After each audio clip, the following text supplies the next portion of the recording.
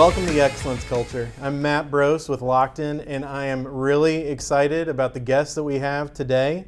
He's become a good friend of mine. He's become a household name actually all throughout the country. And if you know anything about Dude Perfect, you would be really excited about who we're talking to today. It's Garrett Hilbert. Garrett, thanks a lot for being here. Thanks for having me. These people might know me as the Purple Hoser. So. Yeah. Well, we're going to get into what the Purple Hoser name is all about. But, you know, for those of you who don't know who Dude Perfect is, for those of you who don't know who Garrett is, Dude Perfect, I would say, is a YouTube sensation that started back in 2009, right? 2009. It was a group of college buddies that filmed a video that Aggies, I want to hear. Actually. Yeah, Aggies. Well, that's okay. That's okay. But yeah, so if you don't know who Dude Perfect is, you need to go check out who Dude Perfect is. They're everywhere to the point that they do a tour now. Yes. And so it's pretty exciting stuff. So, you know, for me, I just want to kind of hear your story, man. Yeah. And that's what we do. We just kind of get into people's stories, and next thing you know, I think we'll find like a thread to go to that will be impactful and meaningful for these people. But you're cool with that? Yeah. Okay. Yeah. So I mean, I guess the origin starts back actually in high school. I left Prestonwood Christian Academy, went to Prosper High School to finish out, and I met a guy named Tyler Toney, who's also part of Dude Perfect, and he's a year younger than me. Ended up going to A&M and lived with his cousin. And so he would always come down and he would stay at our house, and he was visiting, and he's like, I don't really know where to go. He decided to come to A&M, and I just remember like he came in and was like, man, I got no one. I was like, just come on, I'll introduce you to my friends. And so took him up to the rec center, played pickup basketball with all the other DP guys, and that's kind of like where it all started. That's where that community started. Yeah, I mean, I met the other guys through a camp called Impact Camp. Okay. It's, we learn all the Colts at A&M, but there's Fish Camp and Impact Camp. They're both great. One's centered around faith and one's not. And so is Impact Camp the one that's centered around faith? Impact is the one centered around. So I met Corey and Sean. There was actually 6 guys in Dude Perfect. Both of those guys were in my actual small group. Okay. And so we've been together since, basically 2006, and then I've known Ty since high school. So, it's kind of funny. I always call myself the original investor in Dude Perfect because me and Ty were the ones that bought the basketball goal, because all the other guys were like, I can't do it. I don't have enough money. And so it was a great return on investment, $80 goal to this. I want to get into that first video at some point. Yeah. But I do want to hear a little bit more about your upbringing. Sure. And with the excellence culture, I'm trying to spend time with people who just exude this idea of excellence. It's nothing fancy and that kind of stuff. It's just people that wake up in the morning and want to do their best, right? Yeah. And so it's really nice to kind of hear the upbringing of that person to see if there's any kind of common thread there. So love to hear about your upbringing. I was born in Dallas. Yeah. When I was 5, I actually moved to Northern California. My dad's job took us out there, and was heavy into sports. I have a younger brother. I have an older brother. I'm a middle child. So, redheaded middle child, with the anger issues, that was me. Were you the only redheaded one, or? So my mom, as far as the siblings go, yes, my mom was redheaded. Okay. So I mean, actually my dad's job and his family kind of brought us back to Texas when I was around 11. And we started attending a church called Prestonwood Baptist Church. Is that the Baptidome? That's the Baptidome, yeah. A lot of good memories. We were next door neighbors to the executive pastor, Mike Buster, and he was my second dad growing up. And, my whole life has been centered around faith. I think it's always been important to me. I accepted Christ when I was in 6th grade at Vacation Bible School, and I remember it vividly. Neil Jeffries said the sermon, and I just, it just changed me. And, so my whole life has kind of been focused around, faith and church activities and hanging around the right people. And Love it. it wasn't a conscious decision for me. Like, it wasn't like I need, this guy's bad, I need to hang around this guy. It was more like just the lifestyle that, my family lived kind of like put us in groups of people that were good. And I think that's part of the thing we always tell younger kids is like, the one thing we would always say is, you need to be around, people that are going to make you better.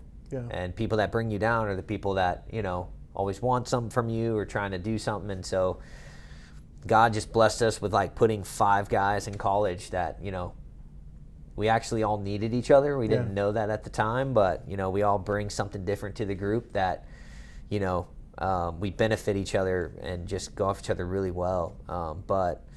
Was that move when you were 11 a tough move? Do you remember that at all? Or I was excited about the move. Though I was locked in on soccer in California. The soccer culture is really big. Well, when you move to Texas, it's football culture. Yeah. And so it was kind of a tough transition to that, giving up soccer, going into football. So I kind of dropped both of them and went heavy basketball. Okay. Learned a lot through AAU and coaches and leadership, and I always thought I was going to be a basketball coach one day. Okay. I mean, that's what I was. Might still happen.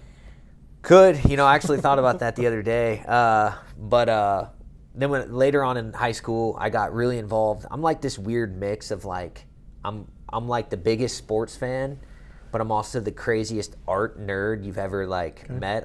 There's not a lot of people that I've met that are like me that like both with the same amount of passion, and I fell in love with architecture. Okay. Went to school for it. Thought that was what God was calling me to do. Got my master's degree in architecture and had a good job, and was ready to work my way up the ladder. Where was that job? So it was just up here? the road, Okay. in Dallas. At a firm called PBK, and man, I was like, I just love everything about architecture, and I still do to this day. It's probably why you love golf so much too. You got sports and architecture. Yeah, and I love One golf thing. architecture. Yeah. I mean, I nerd out about it, read books about it. Yeah. So, so went to A&M, then went to UTA up in Arlington. Okay. It was kind of hard going to University of Texas Association, but I did. Hook 'em. Yeah, and then got married right after that, and I attribute a lot of my success to my wife. I mean, I've been very open and honest about that in all my interviews. Like, she's the rock of our family, and without her, I'm not here. Yeah. So it's she keeps us grounded. She's a great mom to our 3 kiddos, and so I got 3 kids, 8, 6, and 5, and we homeschool. And so she's like a teacher and a mom, and She's impressive, man. yeah, she really is. So and she's a golfer now, so even better. That's kind of the upbringing of how I got to this chair right here. So did you think from a career standpoint that you were going to be an architect? Yeah, I Okay. mean, I was doing it. I was the thing that happened. The reason I'm not in an architecture firm right now is we were at a Final Four, and Tyler gets a phone call from his boss, and he worked in landscaping. He was also kind of landscape designer, landscape construction. Tyler was? Tyler was, Okay. yeah. And he gets a call from his boss, and it was a Saturday, and he just got chewed out and was like, you cannot miss another Saturday or you're fired. And the thing is about Dude Perfect is we all had jobs.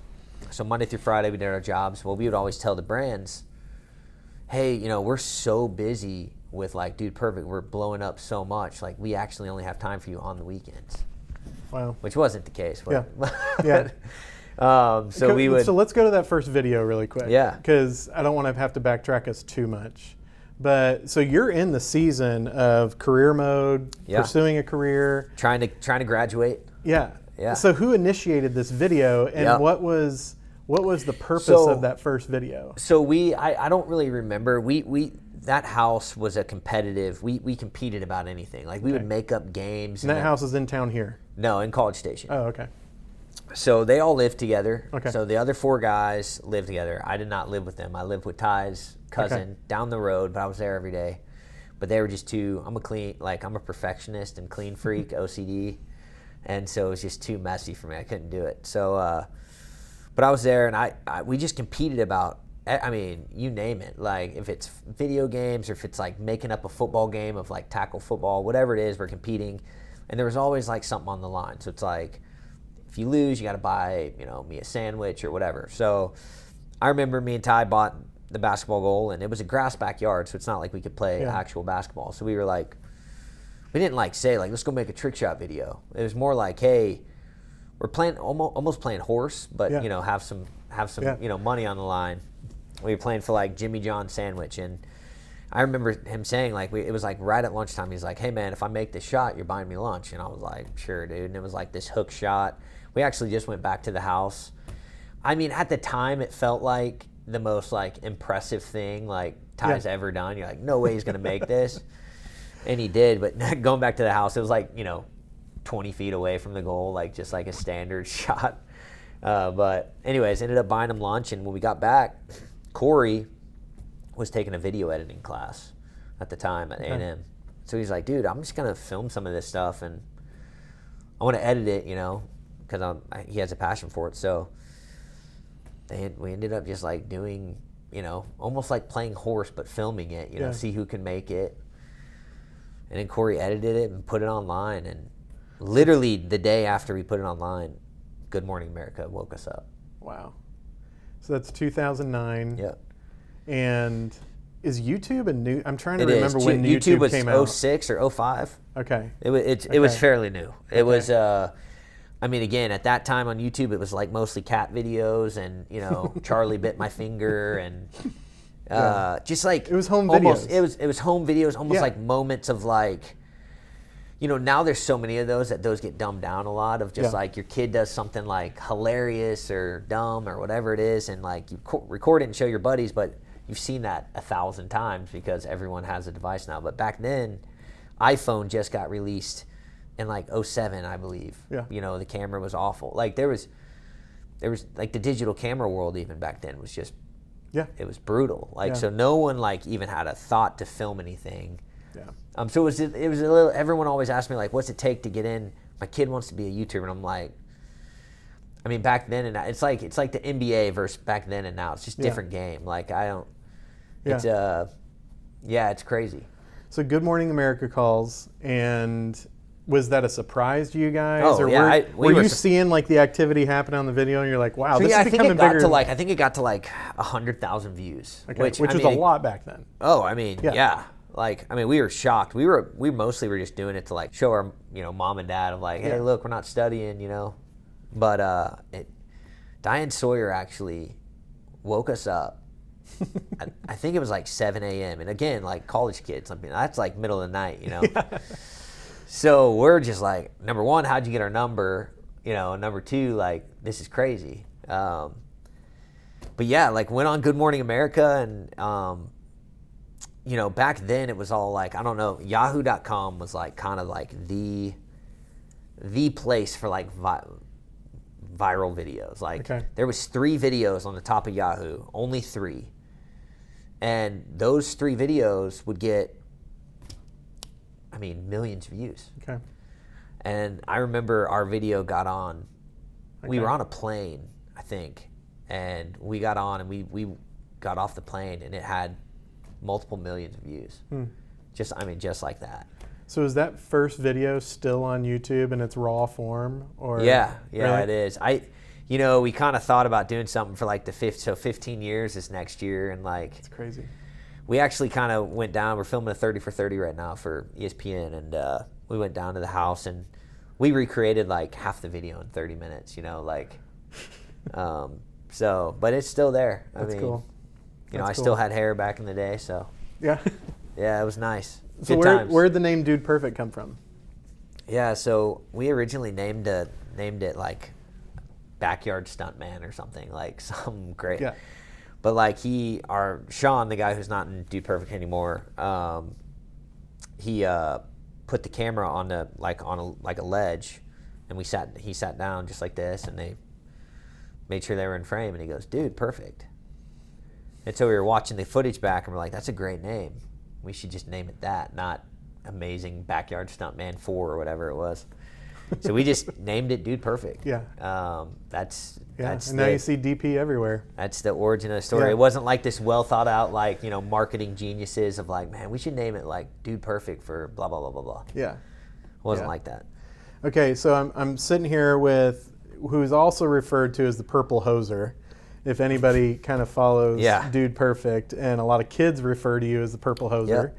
In every video, you wear purple. Yes. That's not A&M's colors. No. So No, where did purple come from? Yeah, so I've always liked the color purple. I would say it's probably my favorite color. Okay. I think it's just the skin. I would hope it's your favorite color. I think it's just the skin complexion. You know, Yeah. it goes well with me. You know, red's like terrible. Yellow's not great.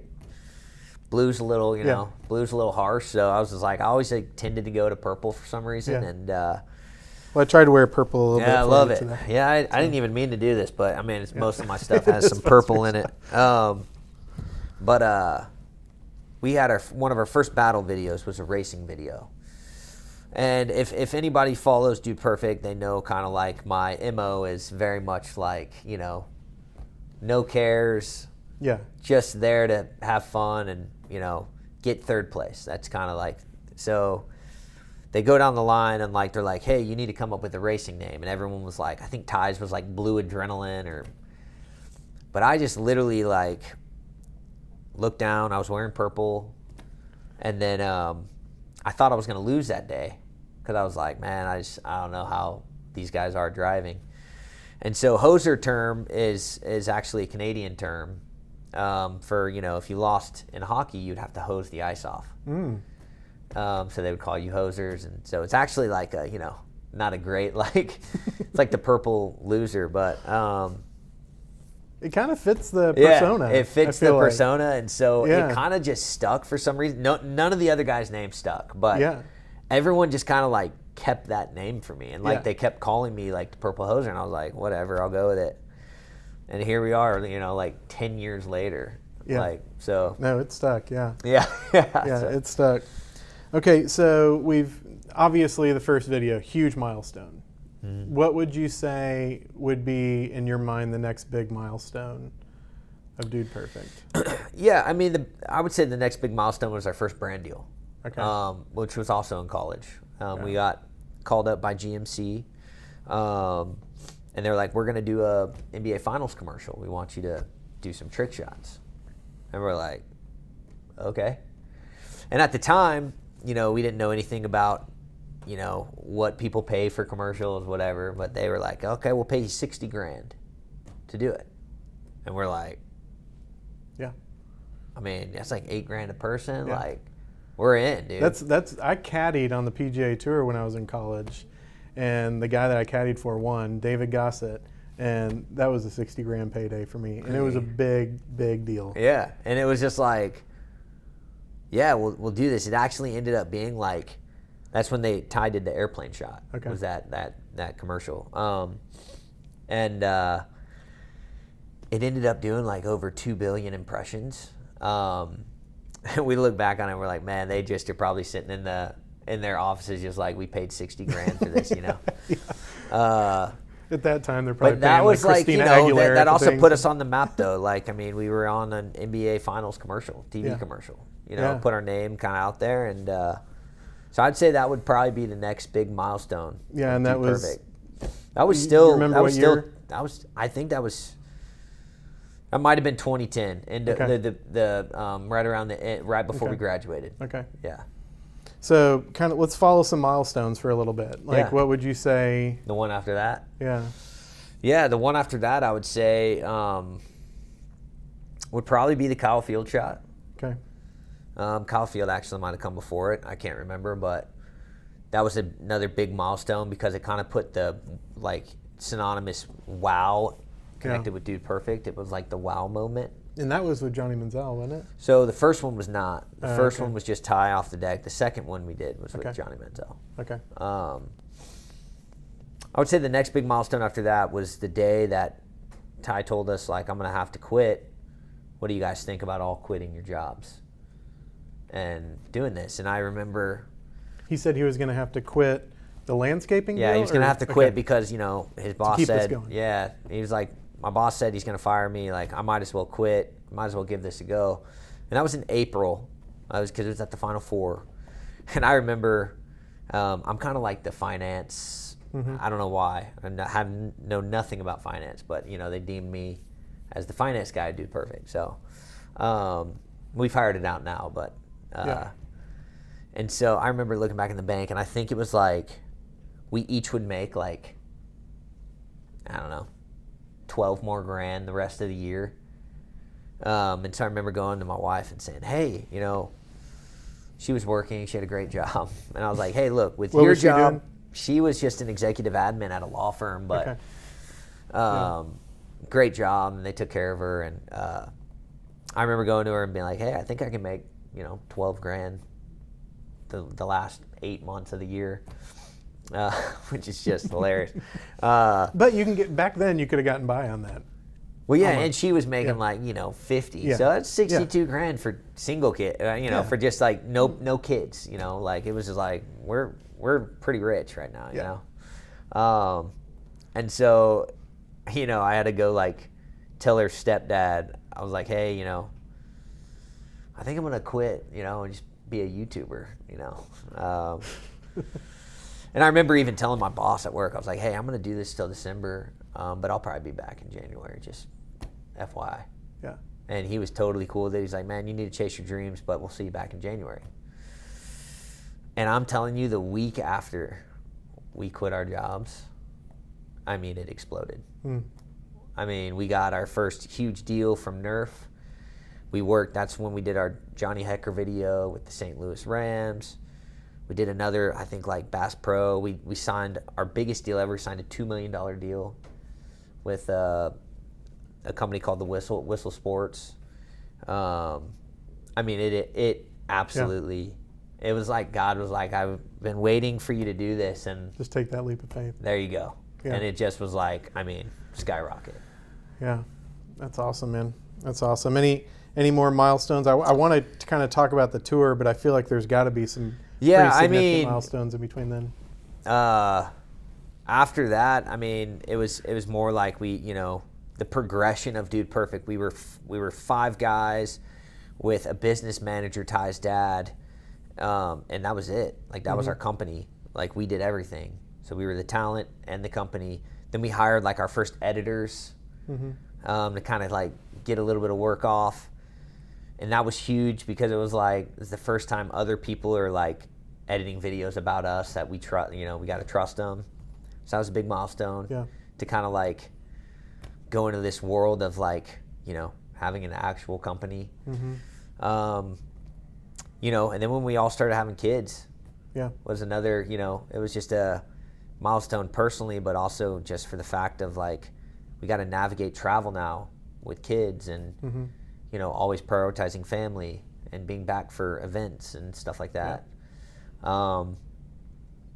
But man, I feel like there's a whole world from 2009 to 2020, 2019 I could talk about. Yeah. But what's happened since 2019 till now is, you wouldn't believe it. Yeah. So I mean, it's like we started over and we launched a whole new thing, and it's even bigger.